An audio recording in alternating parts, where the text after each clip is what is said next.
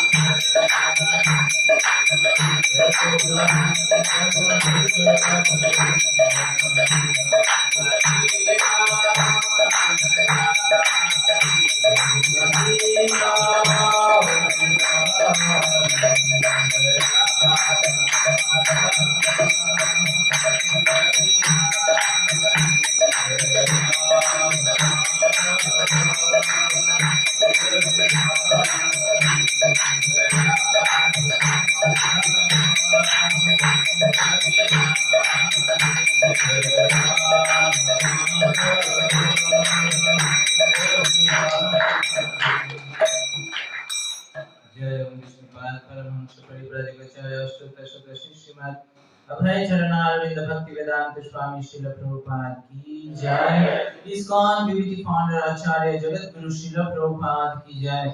अनंत कोटि वैष्णव वृंद की जय। नमाचार्य श्री हरिदास ठाकुर की जय।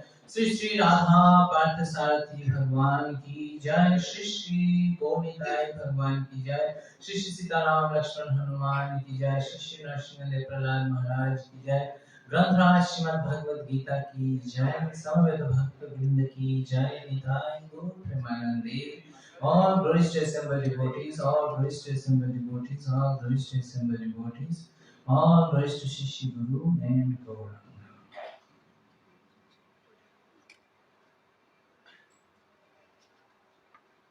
हरे कृष्णा। तो जैसे आप सब ने जो आते हैं रेगुलर, आप जानते हैं, तो क्लास शुरू करने से पहले हम क्या करते हैं? प्रार्थना करते हैं, जिसको मंगलाचरण कहते हैं। तो आप सबको दिख रहा है, तो हम मंगलाचरण करेंगे। ओम अज्ञानतिमिरान्धस्य ज्ञानाञ्जनशलाकया चक्षुरुन्मीलितं येन तस्मै श्रीगुरवे नमः। श्रीचैतन्यमनोभीष्टं स्थापितं येन भूतले स्वयं रूपकदा मह्यं ददाति शापदान्तिकम्।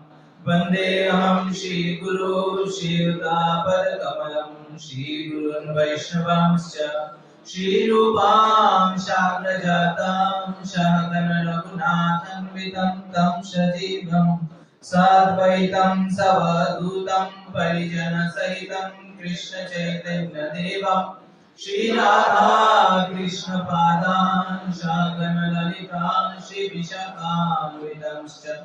हे कृष्ण करुणा सिंधु दीनबंधु जगत्पते गोपेश गोपिका कांतं राधाकांत नमस्तुते। काकतांचन गौरांगी राधे वृंदावनेश्वरी वृषभानुसुते देवी प्रणमामि हरिप्रिये। वाञ्छाकल्पतरुभ्यश्च कृपा सिन्धुभ्येव च पतितानां पावनेभ्यो वैष्णवेभ्यो नमो नमः। जय श्री कृष्ण चैतन्य प्रभु नित्यानंद श्री अद्वैत गदाधर श्रीवासादि गौर भक्तवृंद। हरे कृष्णा कृष्णा कृष्णा हरे हरे हरे राम राम राम हरे हरे। नमो विष्णुपादाय कृष्णपृष्ठाय भूतले श्रीमते भक्तिवेदांत स्वामिनिते नामिने। नमस्ते सरस्वती देवे गौरवाणी प्रचारिणे निर्विशेष शून्यवादी पाश्चात्य देशवासिने।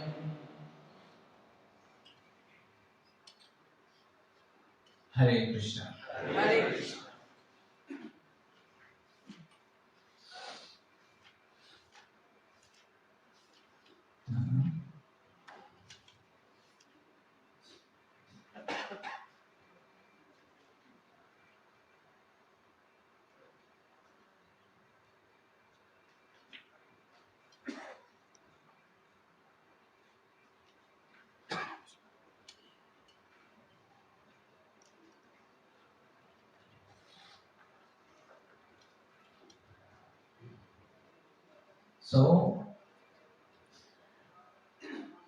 आज हम देखेंगे भगवत गीता का समरी चैप्टर 1।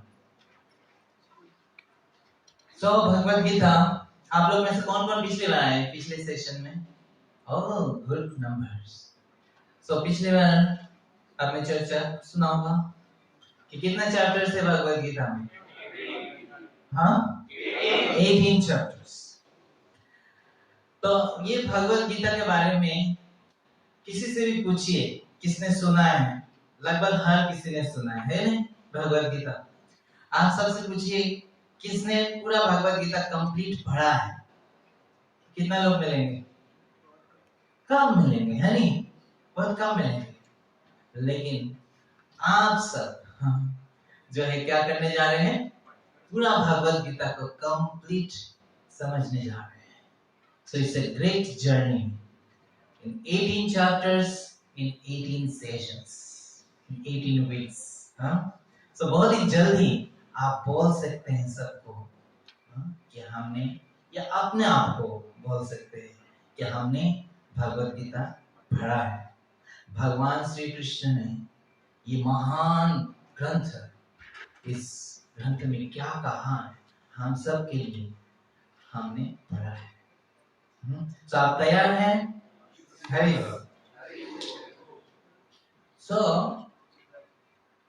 इस भगवत गीता, इसका ग्लोरीज अनंत है। ये कहा जाता है, ये भगवत गीता एक महान आचार्य ने कहा, just like a nectar, river of nectar flowing from the lips of the supreme Lord Sri Krishna। कि नेक्टर, अमृत की धारा, रिवर बह रही है और हम सभी फॉर्चुनेट हैं कि हम उसी नेक्टर को आस्वादन कर सकते हैं।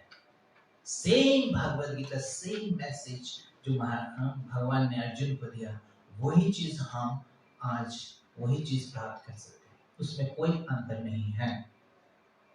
सो पहला अध्याय, सो फर्स्ट चैप्टर का शीर्षक क्या है? कुरुक्षेत्र की क्या है?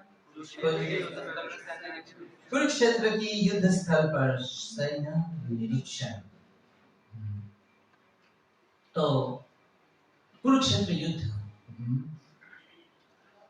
क्यों हुआ आप सबको मालूम है? हाँ, तो कुरुक्षेत्र की युद्ध लगभग सबको पता है कि महाभारत की कहानी। भगवान ने इस भगवद गीता का ज्ञान महाभारत की ऐसे क्लाइमेक्स पर दिया। उसके पीछे कारण है क्योंकि सब महाभारत सुनना पसंद करते हैं, और जब महाभारत की युद्ध हुआ तो उस समय सब एकदम से उत्सुक है कि अब क्या होने वाला है, युद्ध में कौन जीतने वाले हैं। तो सबकी अटेंशन दुगुना हो जाता है इस समय, जो भी होता है, जो भी एक्टिविटीज होता है। तो उसी मोमेंट में भगवान ने ये सबसे इंपॉर्टेंट मैसेज हम सब के लिए दिया, ताकि इसको हम बहुत ही अटेंशन के साथ ग्रहण करें। सो इस महाभारत की कहानी में दो महान भाई थे, धृतराष्ट्र और पांडु। लेकिन धृतराष्ट्र बचपन से क्या थे? अंधे थे, तो वो राजा बन नहीं सकते, क्वालिफाइड नहीं थे वो, तो फिर बने पांडु महाराजा। लेकिन अल्प समय में ही पांडु महाराज का देहांत हो गया। तो उनके जो पुत्र पांडव विख्यात हैं, और उनके जो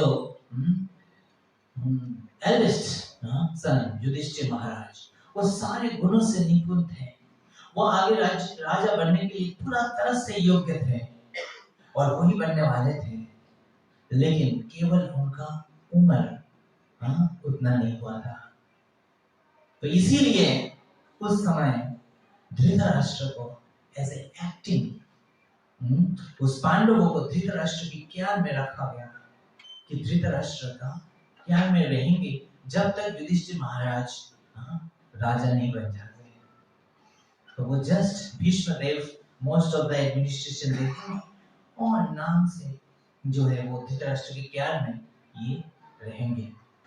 लेकिन कुछ समय बाद क्या होने लगे, जब युधिष्ठिर महाराज की गुणों से, पांडवों की गुणों से सारे जो सारे प्रजा इतना प्रसन्न थे, सब इतना पसंद करने लगे पांडवों को, तो क्या हुआ, जो धृतराष्ट्र के पुत्र, उन सारे का जो पुत्र है वो सारे पांडवों से ईर्ष्या करने लगे और उनके प्रति मोह होने के कारण धृतराष्ट्र भी क्या करने लगे, पांडवों से ईर्ष्या करने लगे और तरह तरह से पांडवों को मारने का प्रयास किया। जैसे ऐसे घर बनाया, आप सबको पता है ये सब स्टोरीज, जिसमें उनको जलाने का प्रयास किया और विदुर जी का हेल्प से वो उससे एस्केप हो पाए। उसके बाद कई तरह से उनको जो है दूत क्रिया में परास्त करके उनको वनवास भेज दिया गया। 13 साल वो वनवास रहे हैं।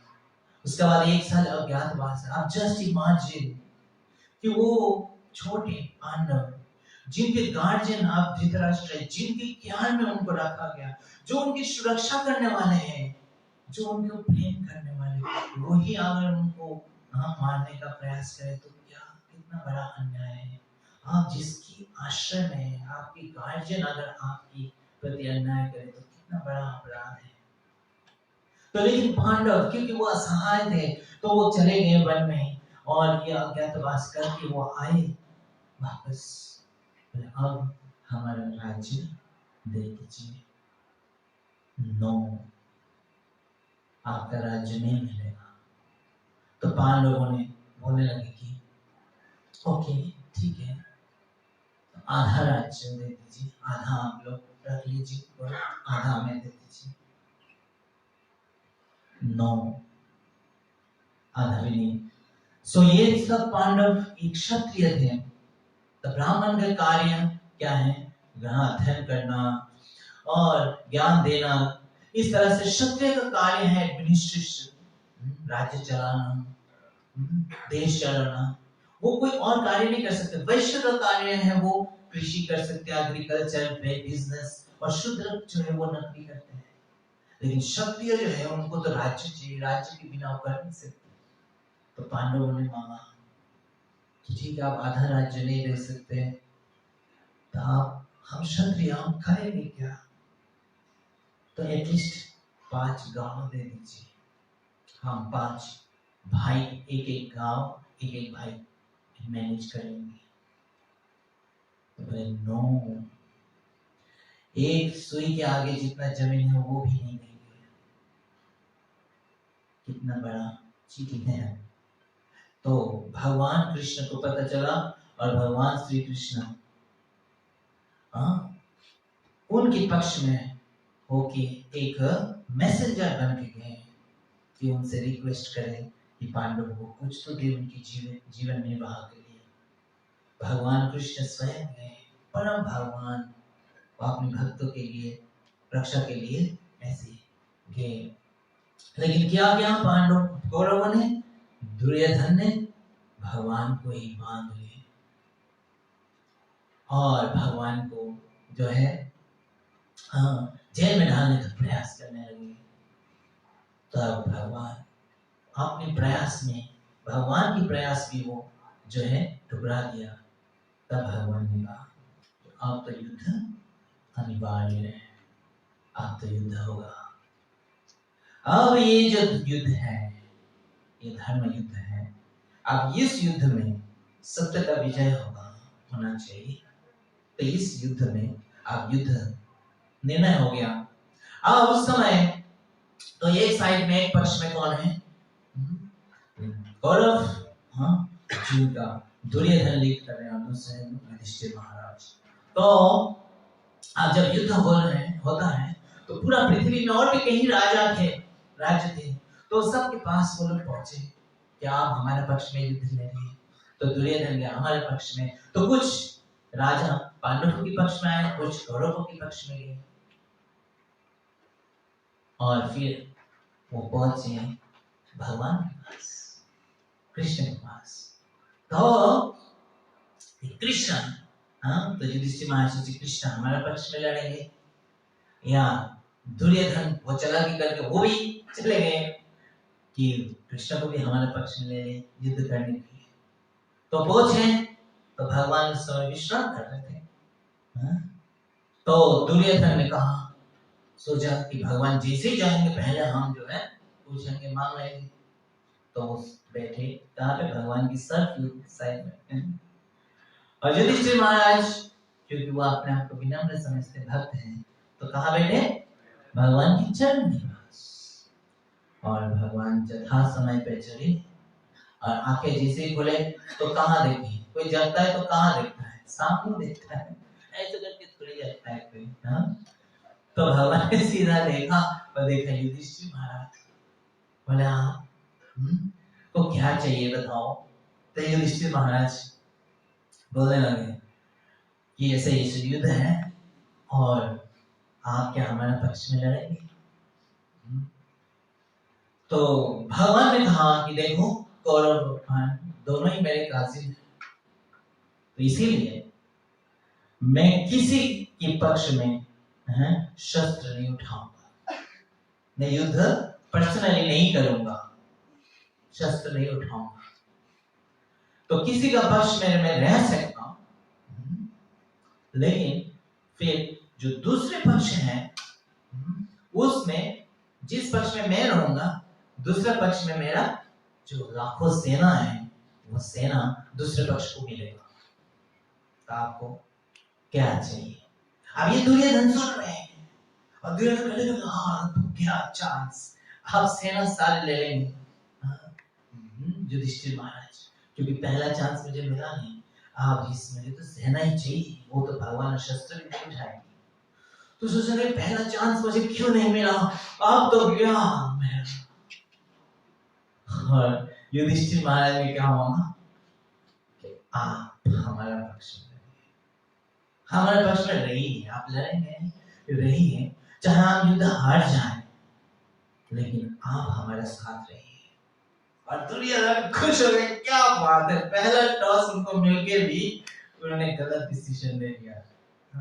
दुर्योधन वाज हैप्पी, ये मुझे जो चाहिए था वो मुझे मिल ही गया है। तो लाखों सेना लेके दुर्योधन आ गए और भगवान फिर पांडवों की साइड में, और क्या कर रहे हैं, वो तो कोई शस्त्र नहीं उठाएंगे, तो उन्होंने क्या रोल लिया, अर्जुन का रथ को चलाने का ये कार्य लिया।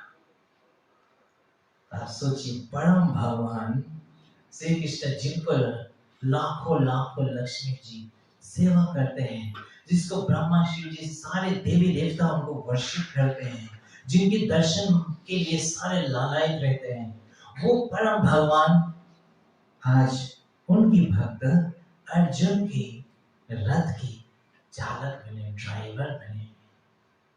तो ये भगवान का एक विशेष गुण है और इसको कहते हैं भक्त वत्सल।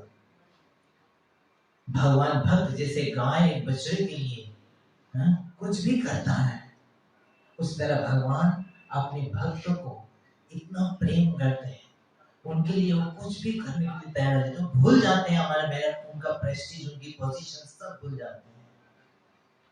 ये है परम भगवान। एक बार चैतन्य महाप्रभु दक्षिण भारत में यात्रा कर रहे थे, वहां पे एक मंदिर के सामने देखिए एक ब्राह्मण भगवत गीता का अध्ययन कर रहे हैं, श्लोक का उच्चारण कर रहे हैं और कर ही नहीं पा रहे हैं, टूटा फूटा से बोल रहे हैं, और आसपास और भी जो ब्राह्मण थे सब मजाक उड़ा रहे, क्या पढ़ नहीं पा रहे हैं श्लोक का, सब मजाक उड़ा उड़ा के जा रहे हैं और उनकी आंखों से आंसू बह रहा है। तो चैतन्य महाप्रभु उनके पास गए तो बोले, ये बताओ, ये तुम्हें आता नहीं है पढ़ना, फिर भी तुम पढ़ने का प्रयास कर रहे हो, तो क्यों पढ़ रहे हो ये? तो वो कहते हैं कि मेरा गुरु महाराज ने मुझे आज्ञा दिया कि मुझे ये भगवत गीता पढ़ना है। अब मैं इतना लर्नर नहीं हूं कि मैं पढ़ सकूं, पर मैं प्रयास कर रहा हूं। चैतन्य महाप्रभु बहुत प्रसन्न हो गए कि ये वास्तव में यही भक्ति है, जो गुरु का आदेश का पालन करने का पूरा प्रयास करे। उसका क्या शक्ति है नहीं है वो सेकेंडरी है, पर उसके लिए प्रयास करें।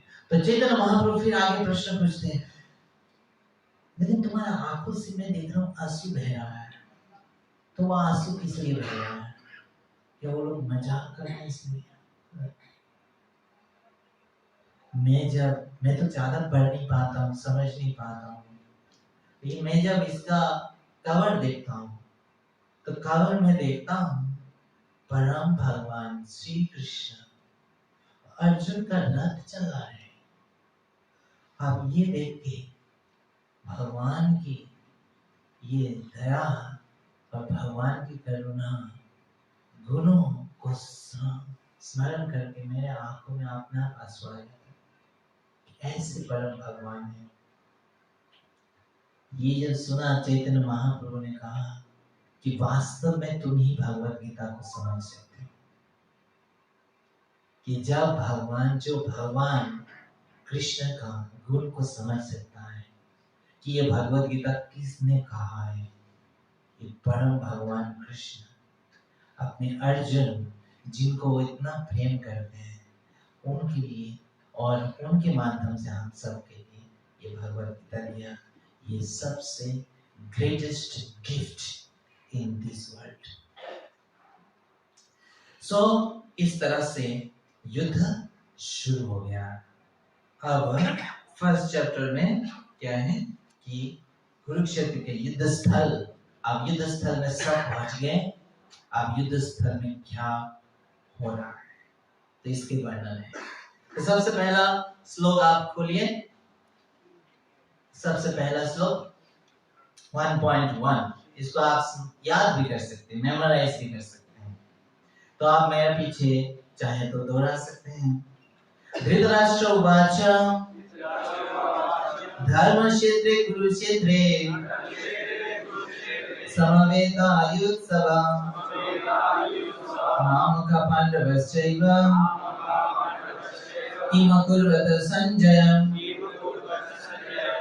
धृतराष्ट्र ने कहा, हे संजय, धर्म भूमि कुरुक्षेत्र में युद्ध की इच्छा से एकत्र हुए मेरे तथा पांडु के पुत्रों ने क्या किया?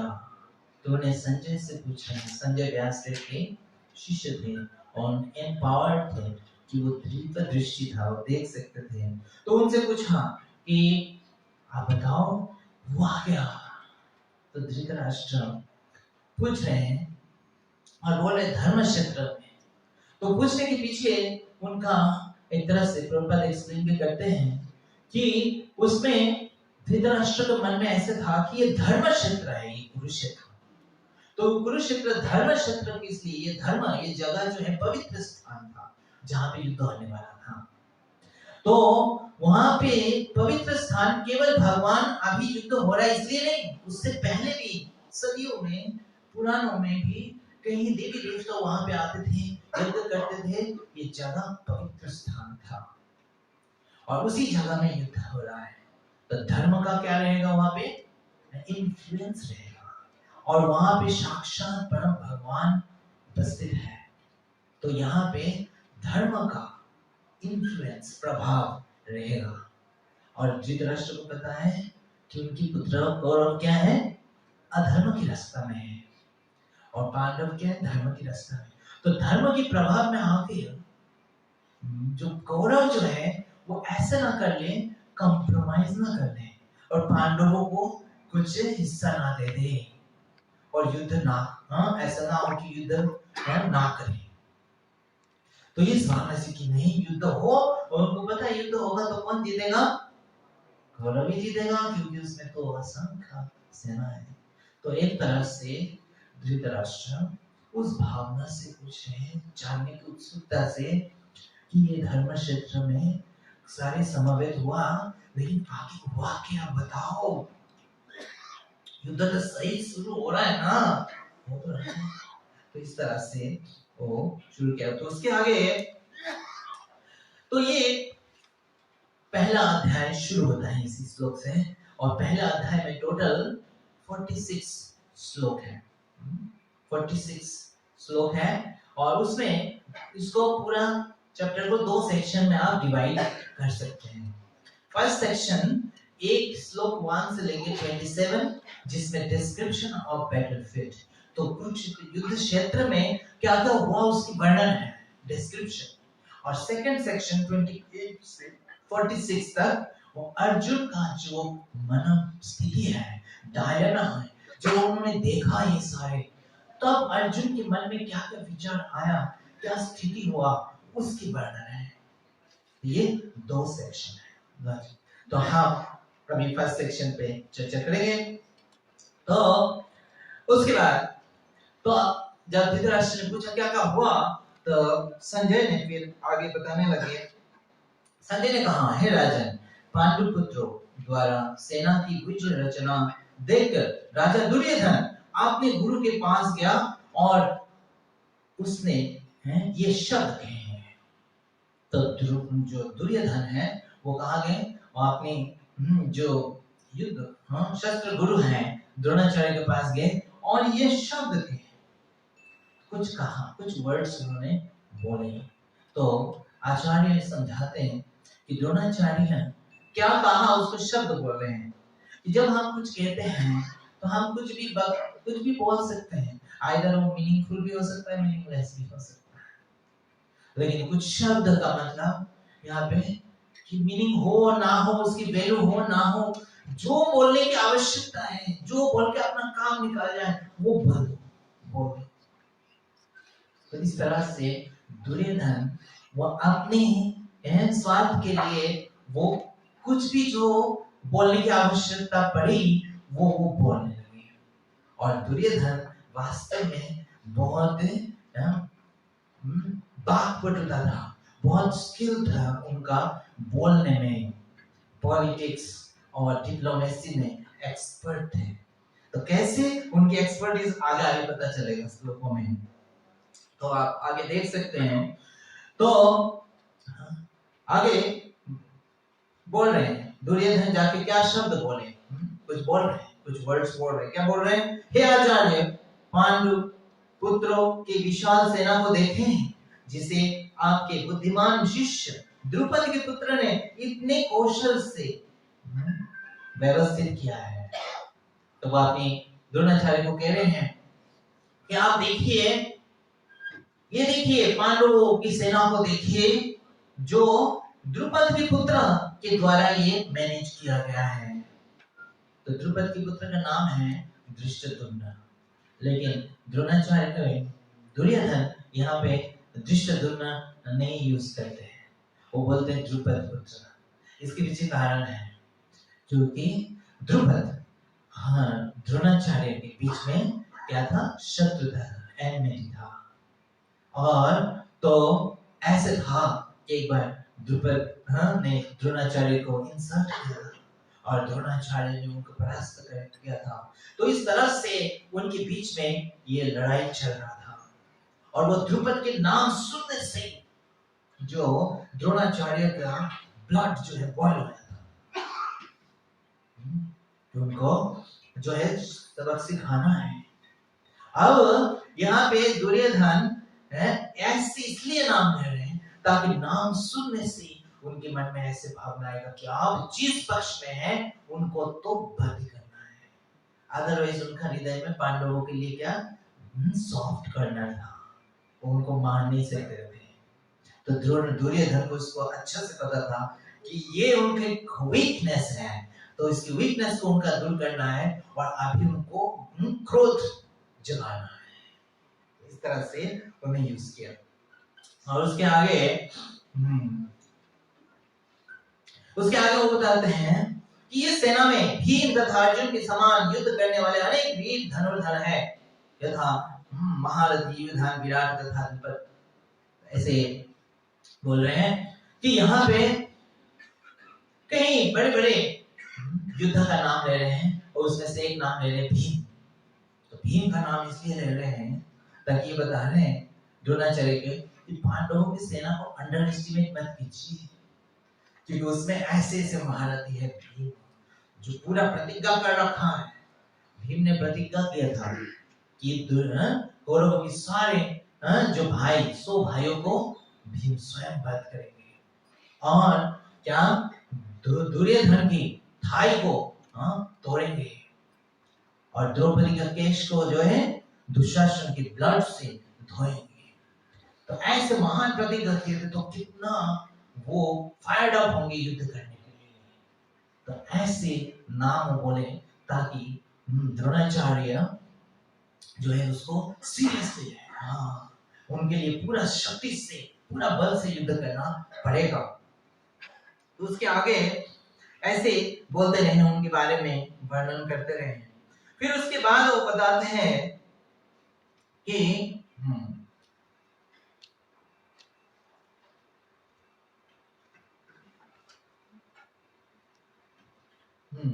8वां श्लोक में बताते हैं कि उसके बाद अपनी सेना के बारे में बताते हैं। ठीक है, ज्यादा डर तो नहीं है, ज्यादा कॉन्फिडेंस लूज तो नहीं कर रहे हैं, तो अब अपना भी बारे में बताते हैं। बोले ठीक है उनका भी है, लेकिन हमारा सेना भी कोई कम नहीं है। तो हमारा सेना में जो है कौन है वो बता रहे। मेरी सेना में स्वयं भगवान भीष्मश्च कर्णश्च कृपश्च समितिञ्जय अश्वत्थामा विकर्णश्च सोमदत्तै तथैव च। यहाँ पे महान महान महारथी है, और वो है और फिर भगवान, फिर भीष्म पितामह ग्रेट वॉरियर, कर्ण ग्रेट वॉरियर। अब ये सारे तीनों जो है महान जो है वो थे, युद्ध थे, लेकिन किसके नाम पहले ले किसके बाद में। जैसे पहले अगर जिसका नहीं लिया जाएगा वो सोचे मेरा नाम पहले नहीं किया, तो थोड़ा डिस्करेज हो सकता है, इंसल्ट फील हो सकता है। तो उम्र में क्या है, कर्ण छोटे थे तो कर्ण को तो बाद में लिया जा सकता है। अब है भीष्म और द्रोण। अब भीष्म जो है पितामह है और सबसे बड़े हैं, अब उनका लिया है पहले, लेकिन बोल किसको रहे हैं, वो बातें किससे कर रहे हैं, द्रोणाचार्य। तो द्रोणाचार्य को ऐसा ना लगे अरे बातें मुझसे कर रहे और बोल रहे हैं भीष्म पहले, तो वो डिस्करेज ना हो। लेकिन अगर ये सुने भीष्म देव कि द्रोणाचार्य के नाम पहले, तो वो भी सोच सकते हैं। तो लेकिन फिर सोचा दुर्योधन ने, लेकिन द्रोणाचार्य भीष्म जो है वो क्षत्रिय है और द्रोणाचार्य ब्राह्मण थे, तो वर्ण की दृष्टि से ब्राह्मण पहले बुलाया जाता है। तो भगवान भी हम बातें भी उन्हीं से कर रहे हैं, तो उन्हीं का नाम पहले ले लें और फिर भीष्म और फिर कर्ण, तो सब जो है खुश हो जाए। और उसके बाद किसका नाम लिया, कृपाचार्य है। इतने सारे में से कृपा कृपा कौन है कृपाचार्य, वो द्रोणाचार्य की ब्रदर इन लॉ, द्रोणाचार्य को और उत्साह मिले। फिर किसका नाम लिया, अश्वत्थामा। अश्वत्थामा कौन, द्रोणाचार्य के पुत्र, तो उनको प्रायोरिटी दे रहे हैं, उनकी इंपॉर्टेंस दे रहे हैं। और फिर किसका नाम लिया, विकर्ण। विकर्ण उनकी कैटेगरी में नहीं है। विकर्ण कौन थे, उनकी 100 भाइयों में से एक, तो खास करके उनका नाम ही क्यों लिया है यहाँ पे मेंशन किया, क्योंकि विकर्ण वो थे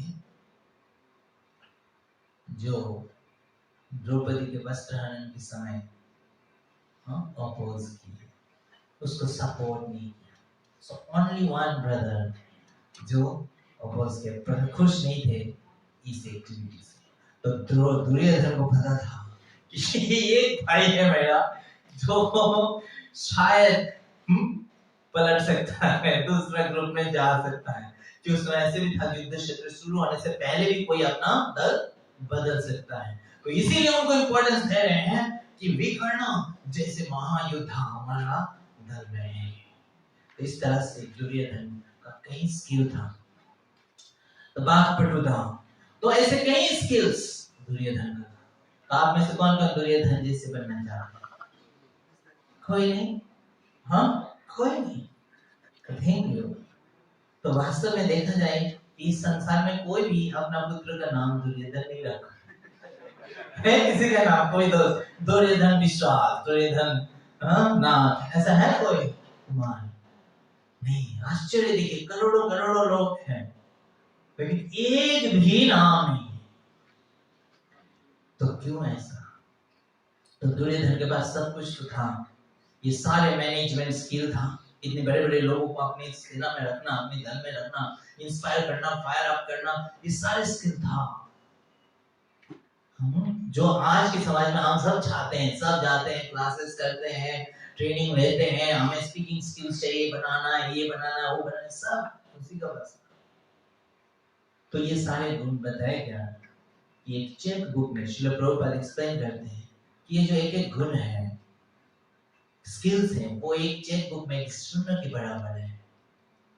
तो अगर आपके पास 10 स्किल है तो 10 शून्य है। तो चेक बुक में अगर 10 शून्य हो, उसका क्या वैल्यू है, 0। लेकिन उस सारे शून्य से पहले अगर आपने 1 लगा दिया तो उसका वैल्यू क्या बन जाता है, करोड़ों बन जाता है। और वो 1 क्या है, वो है भगवान की भक्ति, धर्म। तो दुर्योधन का पास सब स्किल्स था, लेकिन जो सबसे इंपॉर्टेंट है वो भगवान की प्रति भक्ति या धर्म का पालन वो नहीं था। इसीलिए सारे स्किल होते हुए भी उनके जीवन का कोई वैल्यू नहीं देता। दूसरे उदाहरण दिया जाता है शास्त्र में, जैसे एक मृत व्यक्ति है, डेड बॉडी, डेड बॉडी में अगर आभूषण लगाया पहनाया जाए तो क्या वो सुंदर दिखते हैं, नहीं, और खतरनाक दिखते हैं। डेड बॉडी में नेकलेस और ये सब लगाए और खतरनाक दिखते हैं। लेकिन उसकी सुंदरता कब आती है, जब उसमें लाइफ, उस समय आभूषण चाहे कम हो तो भी सुंदर दिखता है, और आभूषण अगर लगाए तो बहुत सुंदर। तो वो लाइफ जो है वो क्या है, भक्ति। तो अर्जुन का पास वो लाइफ था, वो भक्ति भगवान की प्रति। इसीलिए आज भगवान उनकी रथ का चालन कर रहे हैं और अर्जुन के पास उसके लिए थे सारे आभूषण। तो भगवान जो उस अर्जुन के रथ का चला रहे, तो उस भगवान का नाम क्या पड़ गया? पार्थ सारथी। और हमारा मंदिर में भगवान के नाम क्या है? राधा पार्थ सारथी। श्री राधा पार्थ सारथी भगवान की जय। So it's the right place to hear about Bhagavat. तो ये एक चेतना हम देखते हैं दुर्योधन का चेतना, कि वो कुछ भी बोलने के लिए तैयार है, कुछ भी कर सकते हैं अपने स्वार्थ को पाने के लिए। वो कितना भी पाप कार्य हो वो करने के लिए तैयार है, बस अपनी स्वार्थ होना चाहिए। तो ये एक लेवल के लोग ऐसे होते हैं जिसको कहते हैं पापमय जीवन, सिंफुल लाइफ या सिंफुल माइंडसेट। तो हम में से कोई होना चाहता है ऐसे? नहीं। आगे जाके देखेंगे दूसरे प्रकार की चेतना कैसे होता है, जब अर्जुन का क्या चेतना है वो हम देखेंगे। ठीक है, तो उसके आगे क्या हुआ?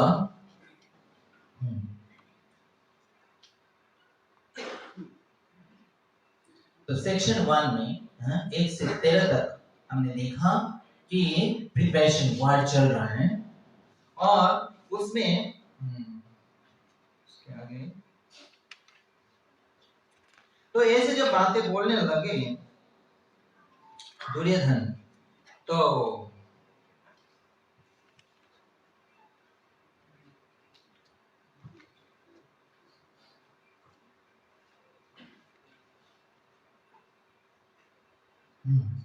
तब एकदम से ये बोलकर उन्होंने बोला कि भीष्म देव के द्वारा हमारा सेना जो है वो लीड किया जा रहा है, तो आप सब उनको सहायता करिए, सहयोग कीजिए ताकि हमारा दल जीत सके। तो एकदम फायर अप कर दिया, और जैसे ही किया तो क्या शुरू हो गया? भीष्म देव ने अपना शंख बजाना शुरू किया। तो शंख क्या है? सिग्नल है कि अब युद्ध शुरू ही होने वाला है। तो जैसे भीष्म देव शंख बजाया, दुर्योधन खुश हो गए, क्या युद्ध हो रहा है, आप सब फायर अप है। और उसके तुरंत बाद क्या है? भगवान कृष्ण अपना शंख बजाए। तो 15वां श्लोक खोलिए। पंचजन्यम ऋषिकेश देवदत्तम धनंजय पंड्रम दध्म महाशंखम भीमकर्मा विकोदर। भगवान कृष्ण ने अपना पंचजन्य शंख बजाया।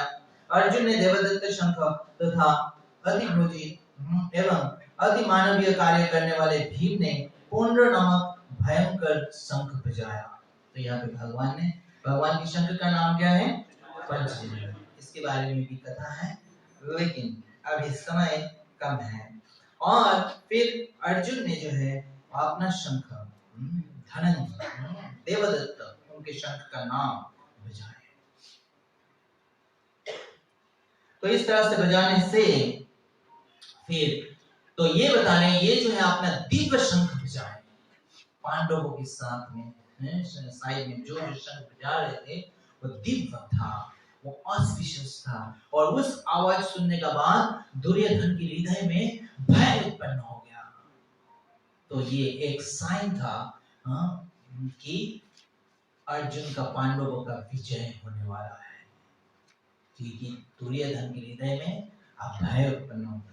तो इस तरह से आगे कुछ श्लोक में वर्णन है जिसमें बताए गए हैं कि इन सारे श्लोकों के द्वारा जो है 14 से लेकर 20 तक श्लोक में ये बता रहे हैं कि कुछ कुछ साइन मिल रहे थे कि जो अर्जुन का या पांडवों का विजय होगा, उनकी विजय होगा।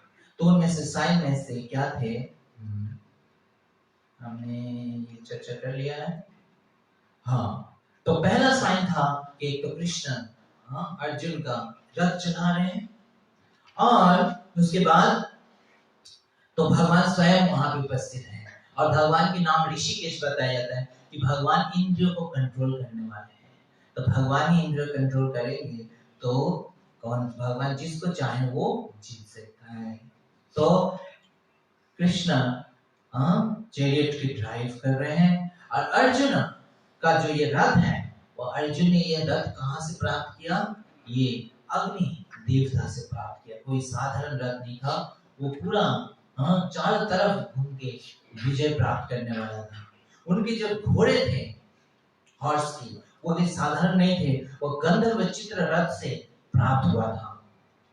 और उनकी जो शंख है वो अर्जुन ने जो देवदत्त का शंख बजाया वो इंद्र से प्राप्त किया। और फाइनली उनकी अर्जुन की रथ के जो फ्लैग थे उस फ्लैग में कौन थे, हनुमान। इसका भी एक सुंदर कथा है। एक बार भीम चल रहे थे किसी पर्वत का, वहां से गुजर रहे थे तो एक बानर पड़े हुए थे, उसके लंबा सा जो है टेल था। तो भीम सोच रहे टेल के ऊपर से जाना ठीक नहीं है, पूछ तो बोले तुम थोड़ा साइड कर दो, मैं जाऊं, मैं बहुत बूढ़ा हो गया, अब मेरा पूछ भी हिलाने का शक्ति नहीं है, आप ही थोड़ा साइड करके चले जाओ। तो भीम सोचे ठीक है चलो बूढ़ा है तो कोई बात नहीं, साइड जैसे साइड करने जैसे साइड ही नहीं कर पा रहे, और क्या बूढ़ा शक्ति लगाए लेकिन वो पूछ ही नहीं।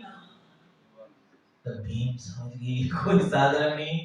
फिर भीम ने पूछा आप कौन है बताइए, तो उन्होंने फिर बताया मैं हनुमान। और फिर भीम ने रिक्वेस्ट किया आप मुझे वो आपका रूप दिखाइए जब लंका जाने के समय आपने जो विराट रूप विशाल रूप किया था वो आप दिखाइए। तो हनुमान जी थोड़ा सा दिखा, बोला उतना बड़ा भी देख नहीं सकते, थोड़ा सा ही देख लो। उससे देख के खुश हो गए और भीम जो है बोले रिक्वेस्ट किए कि आप हमें साथ दीजिए, युद्ध होने वाला है। हनुमान ने कहा कि मैं वचन देता हूँ मैं तुम्हारे युद्ध में रहूंगा, फ्लैग में मेरा चिन्ह रहेगा, और वहां पे जब तुम गर्जन करोगे युद्ध में तो मैं भी गर्जन करूंगा, और इससे सारे अपोजिशन पार्टी जो है भयभीत हो जाएगा। तो इस तरह से हनुमान अगर उपस्थित है तो क्योंकि हनुमान ऑलरेडी विजय प्राप्त कर चुके थे लंका में, तो यहाँ पे भी विजय होगा। तो इस तरह से क्या विक्ट्री का साइन है, सिग्नल है। ठीक है, तो ये लगभग हमारा 27 श्लोक पूरा हो जाता है। उसके बाद तैयार है आप, नेक्स्ट सेक्शन चलना है अब। तो इसके बाद ये सारे देखते जब शंख बजा दिया, अब युद्ध शुरू ही होना है, गांडीव ले चुके हैं अर्जुन, और लेके कृष्ण से बोल रहे हैं हे कृष्ण आप इस रथ को आगे ले जाइए, उस सेनाओं के बीच में ले जाइए, मैं देखना चाहता हूँ कौन कौन आए हैं। तो भगवान को ऑर्डर दे रहे हैं एक तरह से, कौन समझ सकता है, परम भगवान उनकी ऑर्डर हम पालन कर रहे हैं नहीं, लेकिन यहाँ पे भगवान अर्जुन के ऑर्डर पालन कर रहे हैं। तो ये भगवान की कौन सा गुण है, भक्त वत्सल गुण है। तो भगवान ने यस यस करके भगवान ने एकदम सही जगह पे ले गया जहाँ पे अर्जुन सबको देख सके, द्रोणाचार्य और सारे भीष्मदेव सबको देख सके। तो अर्जुन ने जैसे ही देखा और गांडीव था, और देखने के बाद अर्जुन के हृदय में परिवर्तन होने लगा। अर्जुन समझ नहीं पाया, ओवरवेल्म हो गए कि ये सब क्या है, क्या देख रहा हूं मैं। तो आगे हम थोड़ा सा करते हैं, 28 श्लोक खोलिए।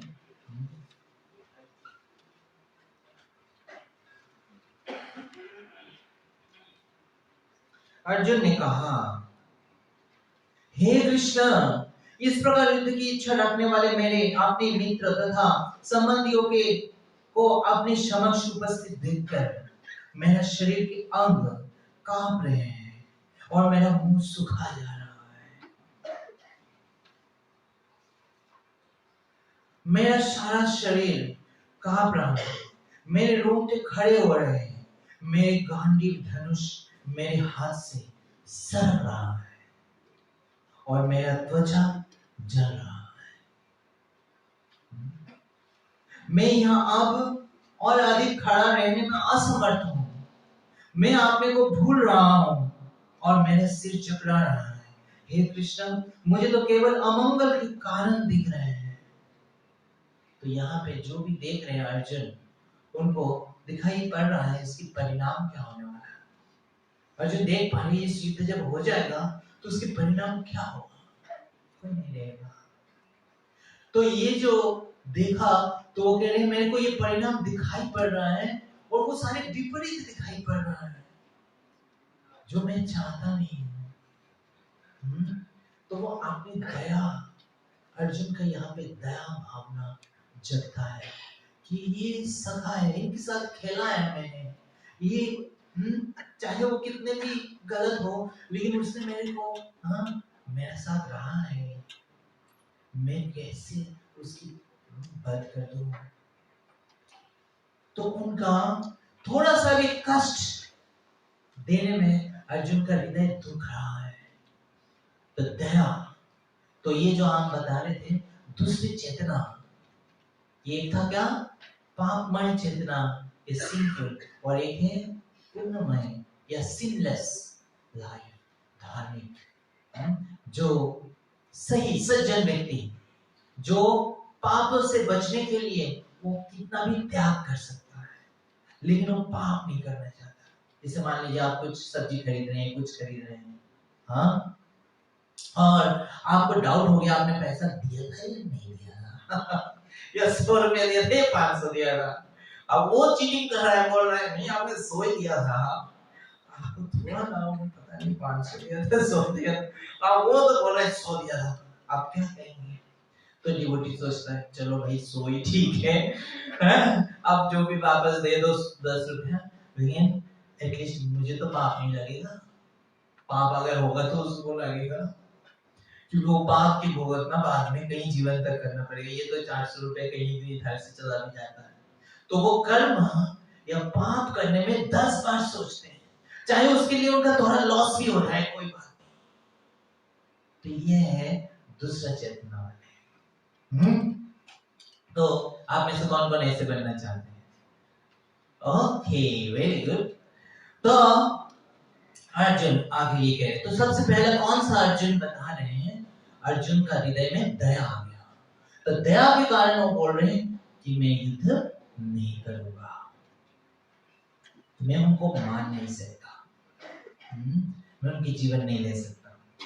तो ये अर्जुन युद्ध नहीं करने का भगवान को कई रीजन बताते हैं और उसमें से एक रीजन है कि दया आ गया उनका। उसके आगे अर्जुन क्या बताते हैं, पहला कंपैशन, तो 27-28 में कंपैशन, दूसरा बताते हैं एंजॉयमेंट। तो 31 से 35 तक अर्जुन क्या बताते हैं, हे गोविंद, हमें राज्य सुख अथवा इस जीवन से क्या लाभ। अच्छा अगर मैं युद्ध कर भी लिया और जीत भी गया तो क्या लाभ क्या होगा, क्योंकि जिन सारे लोगों के लिए हम इन्हें चाहते हैं वही तो इस भूमि में खड़े हैं। तो हम यहाँ राज्य जीत भी जाएंगे लेकिन हम राज्य की सुख भोग कैसे करेंगे, क्योंकि जिस रिलेटिव्स के दिखाने वाले हैं या जिस रिलेटिव के साथ हम भोग करने वाले वही रहेगा नहीं, तो हम जो है उसको भोग कैसे करेंगे। तो उनका ये भावना है कि एंजॉय, अगर जीता भी है युद्ध में तो एंजॉय तो नहीं कर पाएंगे, क्योंकि वो लोग जिनके साथ हम एंजॉय करने वाले हैं वो एंजॉय वो लोग नहीं करेंगे। तो आगे जाके आपको पता लगेगा कि ये भी सटल रूप में, सूक्ष्म रूप में हमारा भक्ति नहीं है।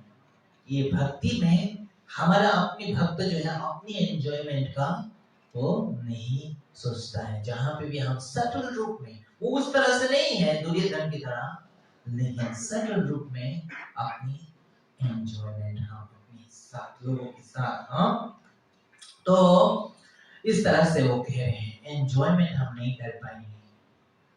और उसके आगे क्या कह रहे हैं कि 36 से 36 में क्या कहते हैं,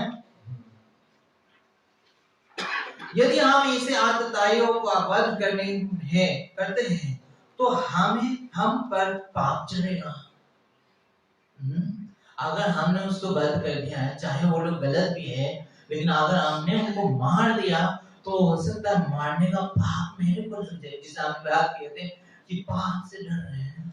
अर्जुन कहते हैं चाहे वो मुझे मार दे, बिना शस्त्र उठाए हुए मुझे मार दे, वो मार दे मुझे, लेकिन मैं नहीं मारना चाहता हूँ, क्योंकि मेरे मारने से शायद पाप मुझे लग जाए। तो पाप का भय। लेकिन ये समझने की बात है कि पाप यहाँ पे जब कोई यहाँ पे वर्णन आता है जो एग्रेसर्स, आतताई, कोई आतताई, यहाँ पे तात्पर्य में प्रभुपाद एक्सप्लेन करते हैं 18 श्लोक में, इसी श्लोक में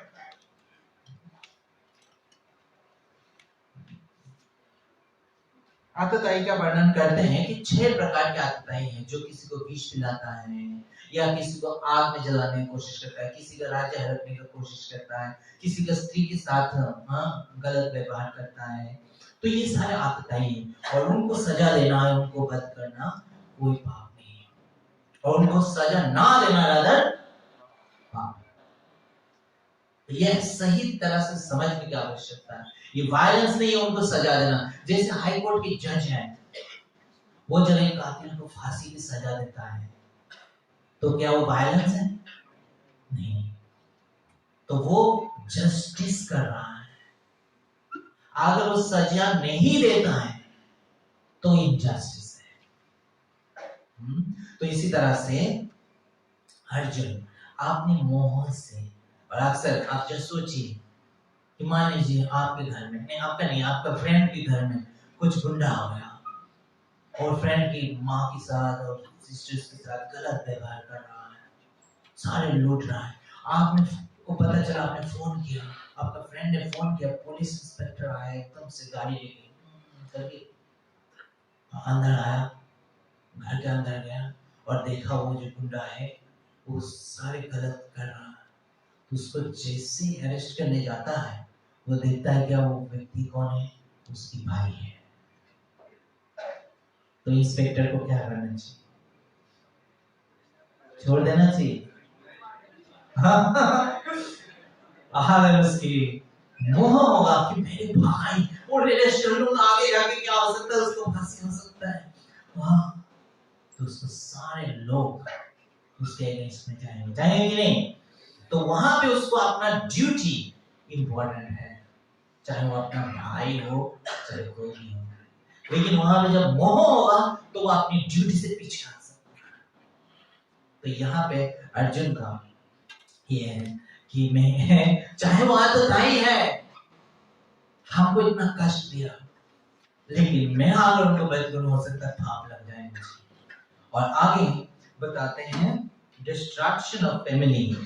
अर्जुन कहते हैं कि अगर हमने सबका वध कर दिया तो हो सकता है कि गार्जियन है रहेगा ही नहीं, तो सारे परिवार में स्त्री लोग जो है वो दूषित हो जाएंगे, वो धर्म का पालन नहीं करेंगी, इधर उधर गलत हो जाएंगी।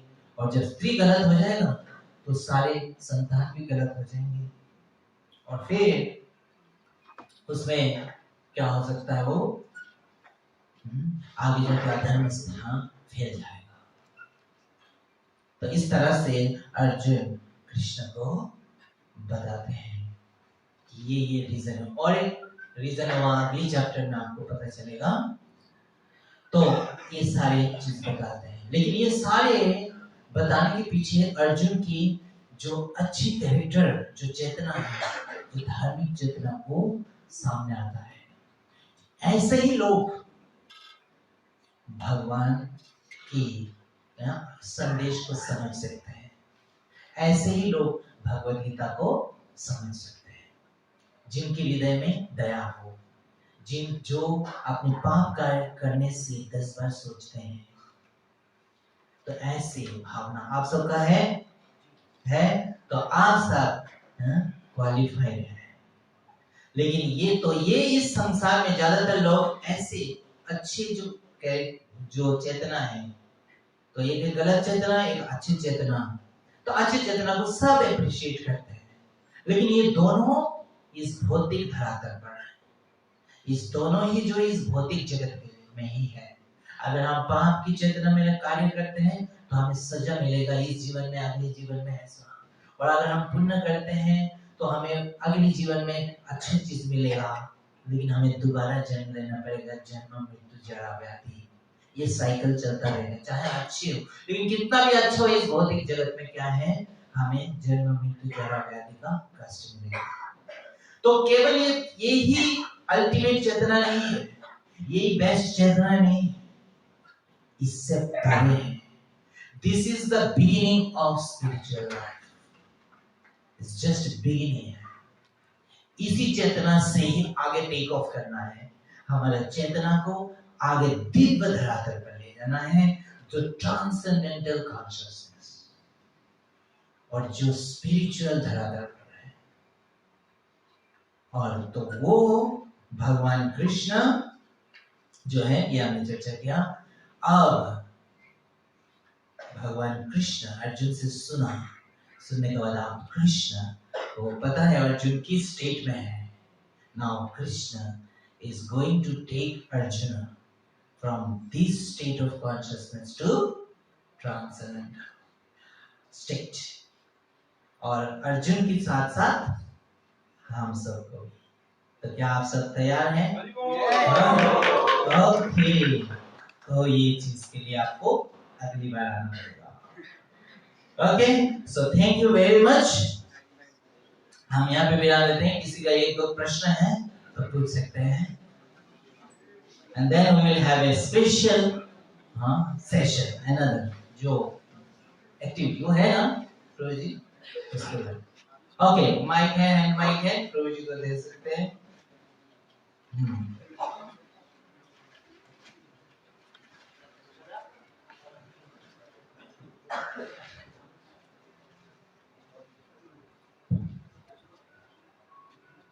प्रभु जी इधर, हाँ ठीक है, यस। हरे कृष्ण प्रभु जी।